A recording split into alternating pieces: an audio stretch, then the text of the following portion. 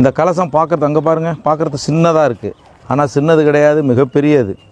இந்த கலசத்தினுடைய close of view, Rajaraja Cholan செஞ்ச இந்த கலசத்தினுடைய க்ளோஸ் ஆஃப் வியூ பாருங்கள். இங்கேருந்து இது வரைக்கும் 12 அடி உயரம். 3 பேர் சேர்ந்து கட்டிப்பிடிக்க முடியாது. உள்ளே பார்த்தீங்கன்னா 10 மூட்டை வரகு இருக்குது. ஏன் 10 மூட்டை வரகை ஏன் அதுக்குள்ளே வச்சுருக்கான்னு கேட்டிங்கன்னா, எல்லாம் காரணகாரியத்தோட. இது விவசாய பூமி. 3லிருந்து 6 மாதம் தொடர் மழை. மழையில் பூமியில் இருக்கக்கூடிய விதைகள்லாம் அழுகி போயிடும். நீரெல்லாம் வற்றிய பிறகு அந்த விதைகள் 10 மூட்டை எடுத்துகிட்டு வந்து விவசாயம் பண்ணுவாங்க. ரெண்டாவது, இந்த விதையினுடைய வாழும் காலம் 12 வருடங்கள். 12வது வருஷம் கம்பல்சரி கலசத்தே இங்கே கொண்டு வந்துடுவாங்க. உள்ளே இருக்கக்கூடிய விதைகளை பூரா கொட்டிடுவாங்க. புதிய விதைகளை நிரப்பி திருப்பி கொண்டு அதே இடத்துல வச்சு அதுக்கு மேலே கங்கை நீர் ஊற்றுவாங்க.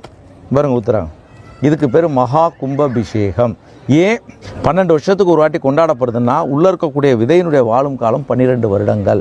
இங்கு மட்டும் கிடையாது, உலகத்தில் இருக்கக்கூடிய அத்தனை சிவன் கோயிலும் இந்த வழக்கம் இன்னைக்கும் உண்டு. இந்த கலசம் பார்க்குறது அங்கே பாருங்கள், பார்க்குறது சின்னதாக இருக்குது.